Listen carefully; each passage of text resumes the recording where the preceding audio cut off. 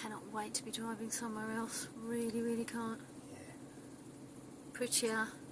I mean, there'll be busy parts, don't get me wrong, but you just have to go so far out now to be able to get anywhere pretty. There's the occasional spot like Hadley Castle or, you know, the woods that we go to here, but... We've done them to death now, though. Yeah, They really have been done. This is pretty much Southend, most of the time. Bye-bye now. Met some lovely people here, but not too fond of the tarmac.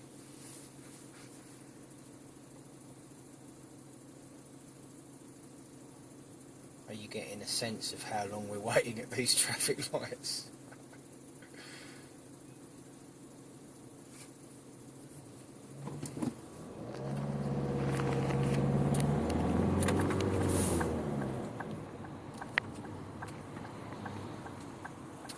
And we've stopped again.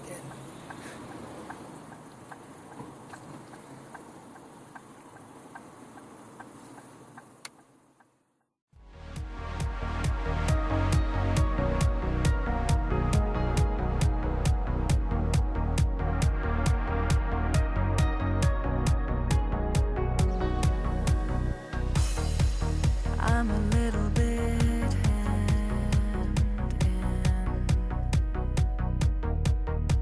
a little bit isolated,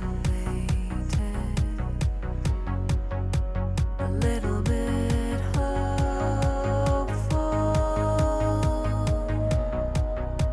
a little bit calm, but I hold on and I feel strong and I know that I can. Getting used to it, lit the fuse to it, like to know who I am. Been talking to myself forever, yeah, and how I wish I knew me better, yeah. Still sitting on a shelf, but never seen the sunshine brighter. Yep, we've taken our own advice and finally got out there. We always wanted to come somewhere more rural, but before the girls started secondary school, we decided to take the leap and escape to the country. There was stacks to do before we left, as you can imagine, and lots of changes, not the least of which was me leaving my job of 12 years as a funeral director.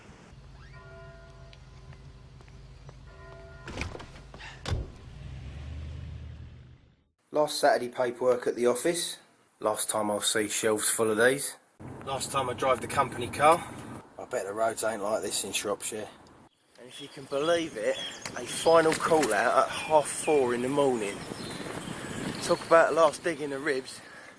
Hanging up the removal suit for the last time. Adios. That's it. Done. No more call outs. Ever.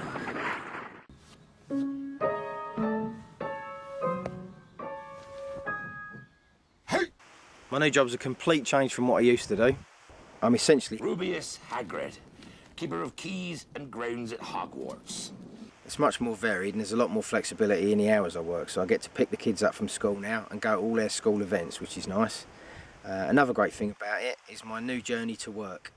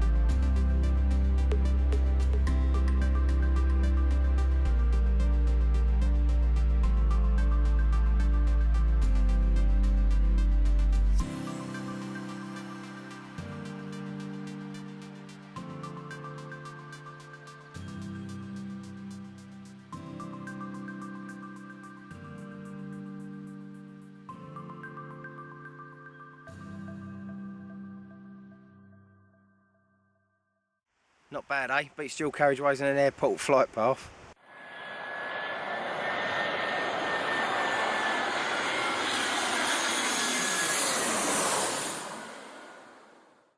When we moved here, we discovered there was a local auction house, and we've already managed to nab ourselves a summer bargain. A Eurohike Coniston 4-berth tent. A nice little addition to the family camping outfit. The two-man pop-up was getting a bit sardines in a can for the four of us, and we needed something a bit more spacious for short trips. Bidding at auction can sometimes be a bit of a gamble. I didn't have a chance to unpack it and look at it completely, and it did look a little bit light on poles and pegs, but luckily, me being me, I had a box full at home. And there you have it, with all its bits replaced and fully tested. This has a spacious inner tent that you can divide into two. Plenty of air vents and roll-up window panels. A nice big living area. And 3 large doors that can all be guyed out into awnings. It even came with a reclining wife. Not bad for a fiver. After the trauma of stripping down and boxing up my workshop, I had a feeling a new man cave would be somewhere near the top of the list once we got the move completed. So, this is going to be the new man cave. With a big space there ready for the new bench that I'm just building, which is coming along nicely. It's basically 2x4. The uprights are held in with 100mm nails, and all the support cross members are just put in place with I think they're 60mm screws or 65, just to give it that lateral rigidity. And a nice big chunk of worktop to go on the top. That's going to go over the drawer sections there, and this end is going to be cupboards there, and I'm going to build another section on top with smaller cupboards and you know, for tool storage and such. This is the worktop about to go onto the frame. I'm putting 2 screws on each end section to secure it on, except here in this corner where the vise is going.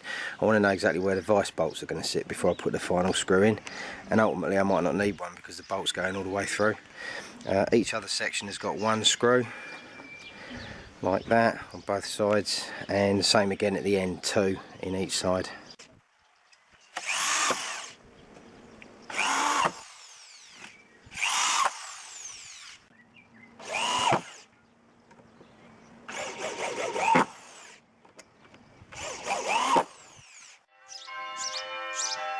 Makes a change from road noise and sirens.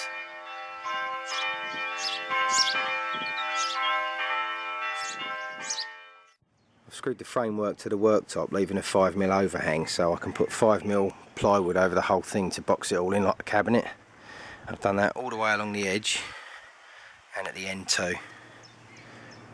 The drawers are going to be these very handy Tesco's delivery crates, which have very useful flat surface on the edges here that stands proud of the crate. So using some old bed slats, I'm going to screw runners onto the edge of the drawer sections to create a simple drawer system. The next stage was to size the slats with a chop saw for their new role as drawer runners, and pre-drill all the screw holes ready for mounting.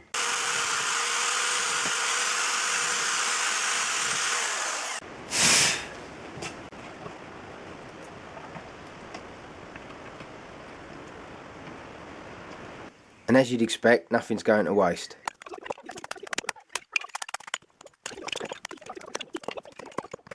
I need to mark up the positions of the drawer runners on the frame, and an offcut cut to length is the quickest and easiest way to get it done.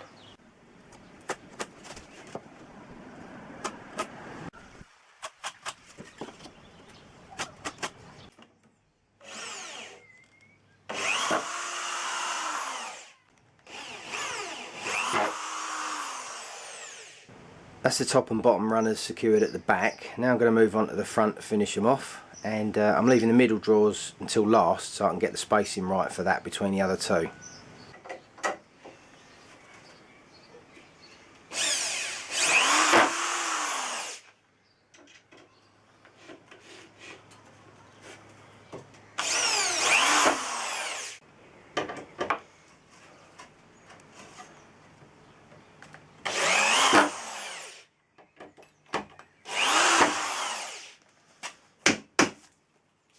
Now the top and bottom drawers are in place, I've just got one more gauge to use, and that is the centre drawer. And like the bottom drawer one, it's measured up from the bottom edge.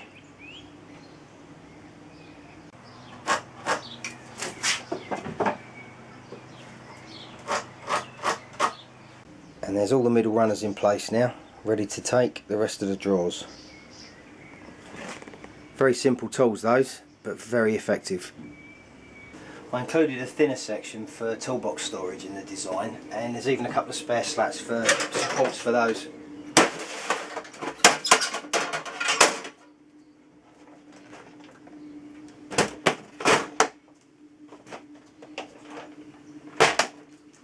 Now for the bit I've been looking forward to, getting the record number 4 reinstalled. Sorry Todd, you weren't getting this mate. Mark up the 2 side bolts. And remembering to support the weight so it doesn't end up on your toes. Mark up the last one. I used to go to a boxing club and I saw a kid drop a 56-pound weight on his toe once. Not pretty.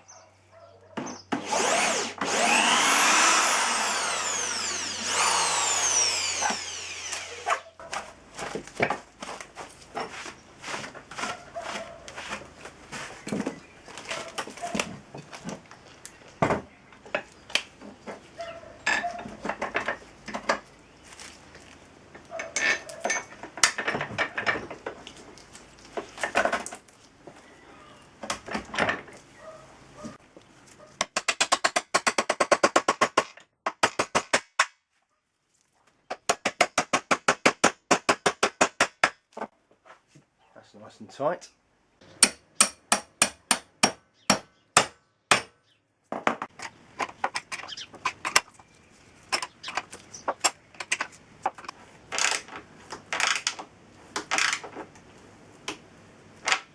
Record number 4, made in England, reporting for duty.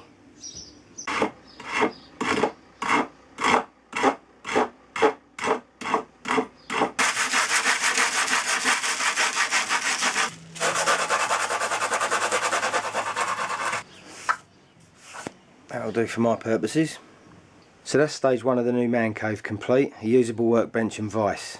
I'll do an update on cupboards and peripherals another time, but for now I'm just chuffed to have my workbench back.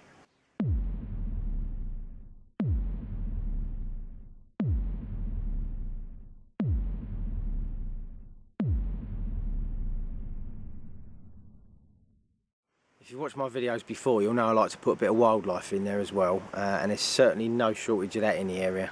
So as part of the garden clean-up, we're trimming all these bushes down the side pathway, and I'm going down the side with a big hedge trimmer. Loads of noise, loads of devastation, as you can see from the big pile at the end there. And on the clear up, I'm coming down here with a broom. There's a huge great explosion of wings, and a mother blackbird bursts out of the nest.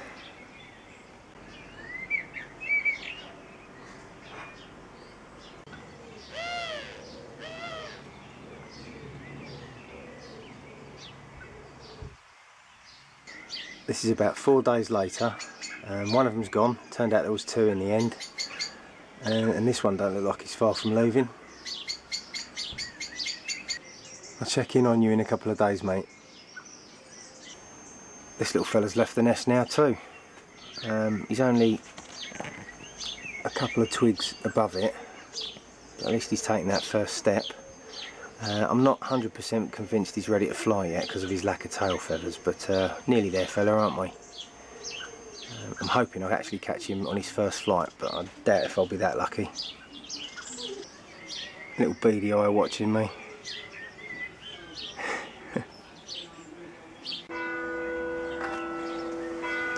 Bad news, I'm afraid. One very content looking cat and one sad little pile of baby bird remains. Came back from shopping and this was the first thing that greeted us. That's one of the parents, and they have both been shouting their heads off all afternoon.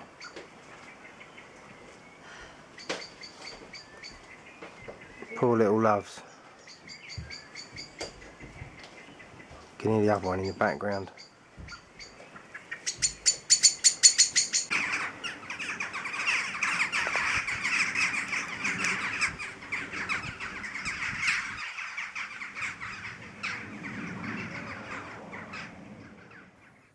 I was just cleaning out some weeds along the edge of the building and I found a little frog fella. Come on, froggy. That's the main door. And that foot scraper was his temporary home. And I was cleaning it out with that, so he's a lucky boy. He just came out of a big pile of muck. And if you can believe it, that's the one he was in. And I've just moved this one to clear it out. And look. There's another bigger one. I lifted that one more carefully. Didn't use the dinner knife just in case, and sure enough he was in there.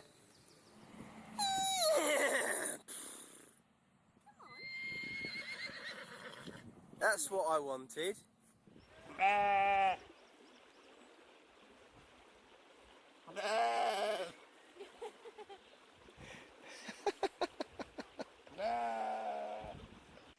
I haven't managed to catch the otters that live in the river just there yet, or the buzzards that circle over the park, but I'm working on it.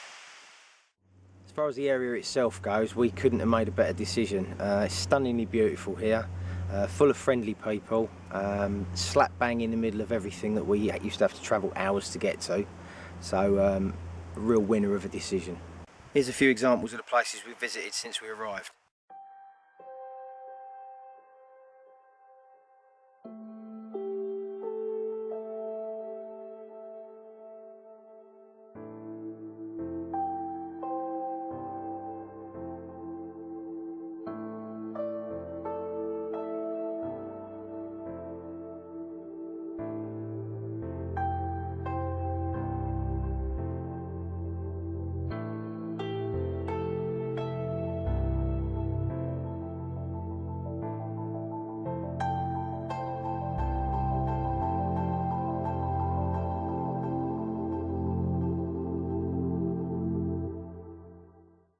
Well, it's official. We have no reason to go back to Essex.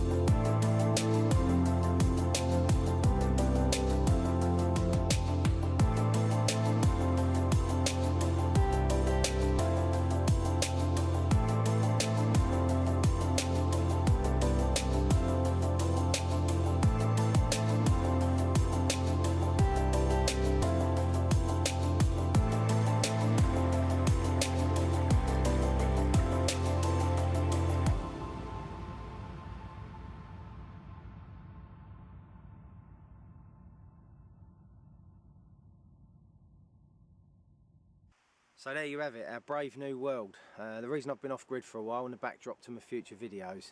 Thank you very much for watching and hope to see you out there in Shropshire. Been talking to myself forever, yeah. And how I wish I knew me better, yeah. Still sitting on the shelf, but never seen the sunshine brighter. And it feels like me on a good day.